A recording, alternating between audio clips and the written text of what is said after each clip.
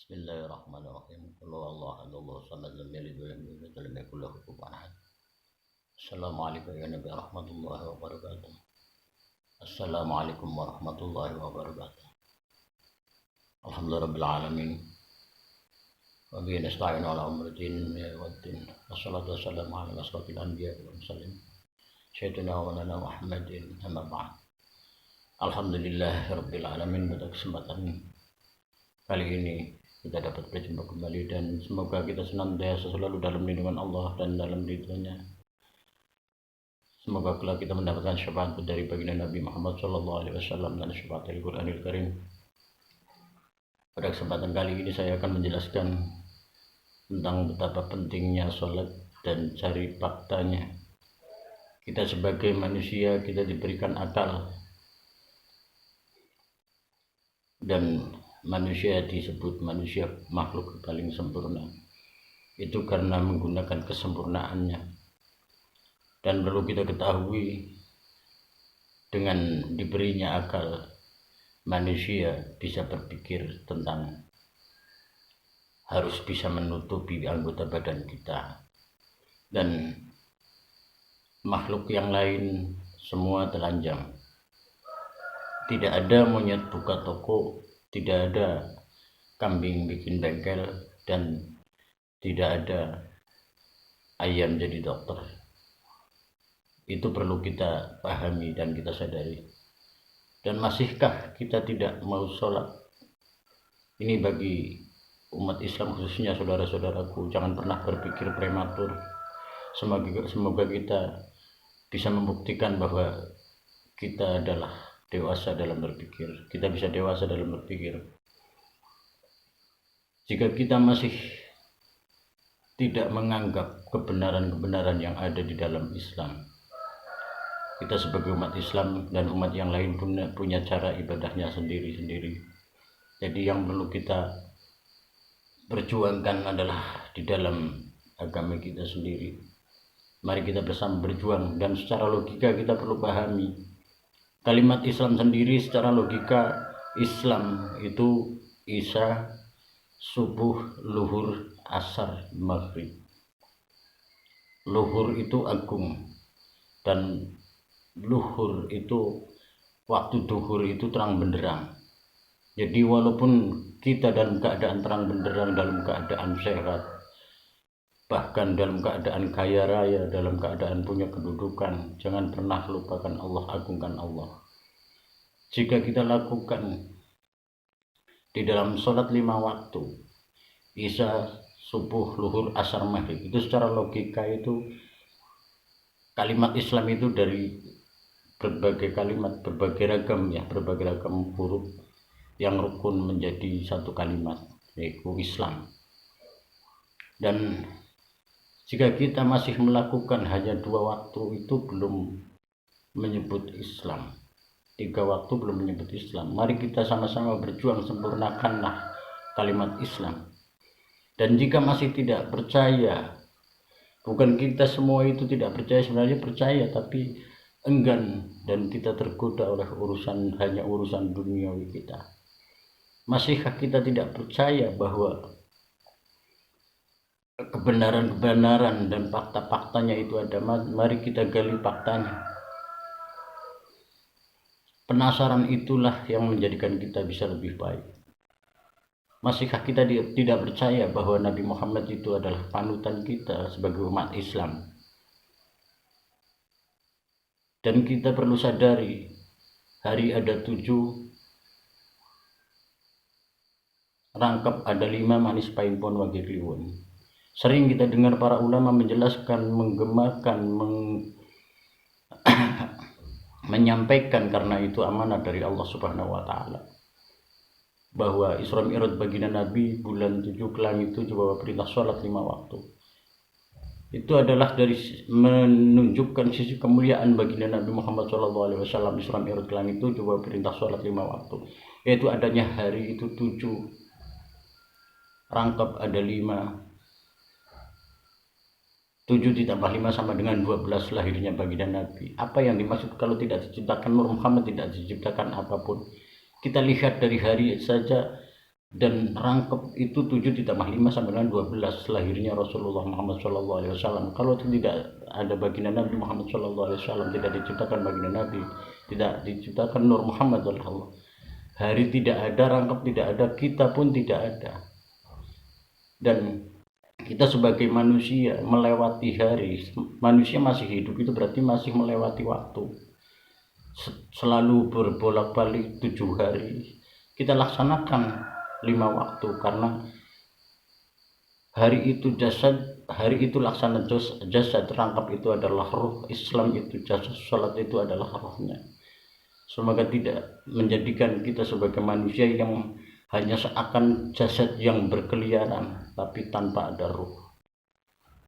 Jika masih kita tidak percaya, mari kita pahami, kita kaji. Di dalam huruf hijaiyah itu ada penjelasan di dalam Al-Quran, doa khatmul Quran, wabi alibi, wabil ba'i, wabi ta'i, semua ada sebutannya, semua ada permintaannya, apa yang dimaksud di situ. Dan dari perbedaan huruf, ada dal, zal, dod, zo, itu adalah kita harus membedakan mana yang baik, mana yang buruk, mana yang halal, mana yang haram.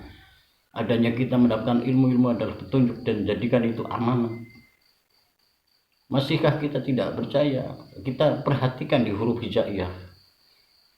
Ada 5 huruf hijaiyah yang di akhir lisan kita di saat membaca huruf tersebut itu mingkem, ya, tertutup, yaitu alif, qaf, kaf, lam, mim. Itu 5. Dan perhatikan huruf hijaiyah itu ada 7 yang kalau tidak ada titik itu bukan huruf. Anda kaji sendiri, Anda cari sendiri di situ. Dan lain dengan huruf kayak kaf itu kalau tidak ada tanda itu berarti lam. Tapi ada huruf 7 huruf. Apa sih artinya 7 itu? Menggambarkan memang kenyataan langit lapis 7, surga 7, neraka ada 7. Dan huruf tersebut adalah ba, ta, sa, qaf, ya, ba, ta, sa, pa, qaf, nun, iya. Itu Anda cari di situ, benar atau tidaknya itu fakta. Ada 7 huruf yang jika tidak ada titik bukan huruf. Dan ada 5 huruf yang karena keragaman huruf tersebut dirangkai menjadi berbunyi atau kalam. Itu perlu kita kaji apa yang dimaksud di situ. Semua penjelasannya ada di dalam huruf hijaiyah yang menjadikan adanya Al-Quran. Itu ada penjelasannya. Semoga kita bisa mempelajari yang sebenar-benarnya. Ada faktanya, semua ada faktanya. Hari berkaitan, bulan berkaitan, semuanya yang ada di dunia ini semua sudah dirangkai oleh Allah semuanya. Bukan mainan. Jangan jadikan agama kita adalah permainan, karena semua ada faktanya. Kita akan mempertanggungjawabkan. Dan huruf hijaiyah itu 28 dijelaskan di dalam Al-Quran bahwa betapa mulianya Nabi Muhammad itu panutan kita. Apa yang menjadi dalil bahwa baginda Nabi Muhammad Rasulullah SAW diutus menjadi Rasul usia 40 tahun. Di dalam huruf hijaiyah itu ada ya dan sin. 28 huruf hijaiyah yaitu mengisyaratkan tentang ya itu adalah jamak dari Al-Quran, yaitu terakhir huruf hijaiyah itu ya dan sin urutan 12. Baginda Nabi terlahir tanggal 12 dan 28 itu 28 mengisyaratkan turunnya Al-Quran di bertepatan bulan Agustus, bulan 8 tanggal 8, yaitu 28 ditambah 12 sama dengan 40. Maka kita harus berhati-hati. Biasakanlah wudhu, apalagi di saat membaca Yasin, di saat membaca ayat-ayat suci Allah. Itu pengentika Allah Subhanahu wa Ta'ala, jangan pernah main-main. Dan kaji sendiri, pahami sendiri. Kita penasaran itu lebih baik, ya. Itu bagus, akan menjadikan kita menjadi semangat. Di dalam huruf hijaiyah semua ada penjelasannya. Itu menjadi fakta-fakta dan hari yang kita lewati, rangkap yang ada. Karena kita sendiri setiap terlahir, saya pernah menjelaskan terlahir di hari apa, rangkapnya apa, pasti ketemu 36 harinya itu adalah ibarat ulang tahunnya kelahiran kita. Dan itu mengisyaratkan 36 dibalik menjadi 63 usia baginda Nabi Muhammad SAW. Apa arti dibalik itu? Mengisyaratkan apa? Ikutlah di belakang baginda Nabi Muhammad SAW, karena 36 ditambah 63 sama dengan 99. Ingat lu Bang, kita ada 9, anggota badan kita ada 9. Apa maksud di situ? Jadikanlah segala sesuatu hanya karena Allah. Setiap hari jadikan waktu kita itu ada 17, karena sehari semalam itu 17 rakaat.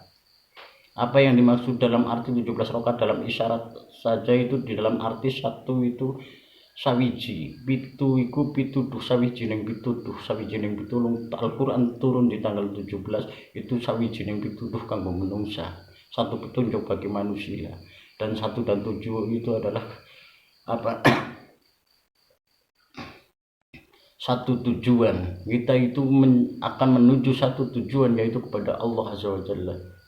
Dan jadikanlah 17 rakaat dan 17-nya turun Al-Quran itu maknakan sehari semalam kita itu kita lakukan 17 rakaat itu karena apa? Kita punya satu tujuan. Semoga Allah memberikan satu petunjuk. Sawijining pituduh sawijining pitulung. Semua ada makna isyaratnya. Kita pahami, kita kenali, kita pahami. Semoga Allah memberikan pemahaman dan Allah membimbing kita semua. Semoga jadi orang yang selamat dari fitini wa dunya wal akhirah. Dan benar-benar perlu kita pahami, yang kita takutkan kita tidak bisa memahami. Ingat seperti yang pernah ada sejarah, kenapa ada Wali Songo. Wali Songo itu yang menjelaskan, menyampaikan tentang menjaga Songo, yaitu jika kita mampu, kita berhijab, menjaga telinga kita dari pendengaran yang tidak pantas, menjaga mata kita dari penglihatan yang tidak pantas, dan hidung adalah arah bolak-baliknya pernapasan kita, menjaga lisan kita. Mata itu menjaga pandangan dalam arti jangan memandang rendah, jangan memandang dari sisi dohirnya. Dan tangan artinya penjukut dalam artian jangan mengambil yang bukan hak kita, dan jauhkan dari cara-cara yang buruk, cara-cara yang tidak mencitrakan sebagai umat baginda Nabi Muhammad SAW. Dan berusahalah untuk bisa menjaga 9. Apakah masih ada penerus, generasi penerus yang menjelaskan dan yang meneruskan tentang Wali Songo? Jangan-jangan Wali Songo sudah diangkat oleh Allah dari dunia ini, karena jika manusia sudah tidak ada lagi yang menjaga 9, yang menjaga Sanga, yaitu menjaga telinga, menjaga matanya diumbar, menjaga lisannya, selalu menyakiti, selalu mencerca, mencela, bahkan kepada agama lain, kepada saudara kita yang lain. Jangan-jangan sudah diangkat oleh Allah Wali 9, karena Wali Songo itu diturunkan oleh Allah itu untuk menjelaskan tentang jaga 9. Dan masihkah Allah jadikan dunia ini aman dan nyaman? Masihkah ada wali kutub yang menjaga hari? Hari itu ada 7, tatkala ibaratnya manusia juga di dunia ini sudah tidak ada lagi yang memikirkan ibadah, mementingkan hari itu, ibarat yang penting lebih semangat lagi kalau ada borongan, berarti tidak memikirkan hari. Jangan-jangan wali yang menjaga hari itu sudah diangkat oleh Allah Subhanahu wa Ta'ala.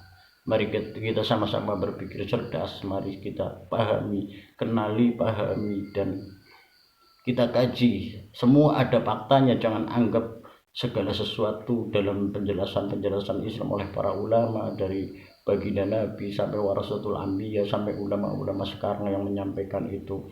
Jangan sampai kita anggap itu enggak nyata, itu semua nyata. Kalau perlu faktanya, cari faktanya. Saya sendiri barang bukti, karena harus ada fakta. Apabila menginginkan harus ada fakta, cari faktanya. Hari ada 7, tangkap ada 5, itu sudah menjelaskan kemuliaan baginda Nabi Muhammad SAW. Yasin, itu ada surat Yasin yang menjelaskan bahwa 28 ditambah 12 sama dengan 40. baginda Nabi itu jadi Rasul di usia 40 tahun. Yaitu isyarat jama' Al-Quran. Sin itu urutan 12 merujuk pada lahirnya baginda Nabi Muhammad SAW. Sehari semalam 12 utusan Allah sebelum baginda Rasul 12 ditambah 12. Setahun ada 12 bulan. Perlu kita sadari, semua ada fakta. Kalau ingin cari fakta, ada faktanya semua. Kenapa kita masih lalai dan menjerumuskan kita sendiri?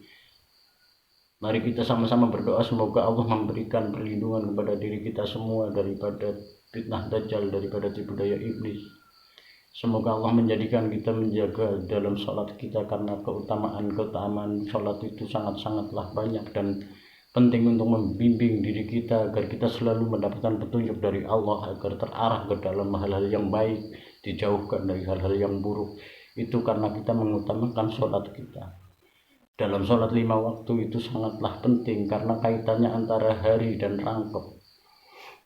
Kaitannya, penjelasannya di dalam huruf hijaiyah itu ada 5 huruf yang disebut di akhiran lisan kita itu mingkem, yaitu alif, qaf, kaf, lam, mim, dan ada 7 huruf hijaiyah, yaitu batasa, pa, qaf, nun, ya.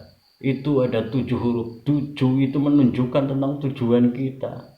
Itu huruf hijaiyah menjelaskan yang dikeluarkannya kalimat-kalimat Al-Quran itu dari huruf hijaiyah, dan titiknya itu ada 12. Itu menunjukkan titik tentang baginda Rasul. Apa arti 7 huruf yang jika tidak diberi titik itu bukan huruf? Itu menunjukkan bahwasanya kita itu penuh dengan kekurangan dan keterbatasan. Jika tidak ditunjukkan, kita tidak akan tahu. Semoga menjadi pelajaran buat kita, semakin menjadikan kita ke depan semakin cerdas, dan Allah mencerdaskan kita, dan baginda Rasul akan memberikan syafaatnya kepada kita kelak di yaumil qiyamah, di yaumil mahsyar. Terima kasih atas segala perhatian, mohon maaf atas segala kekurangan. Wassalamualaikum warahmatullahi wabarakatuh.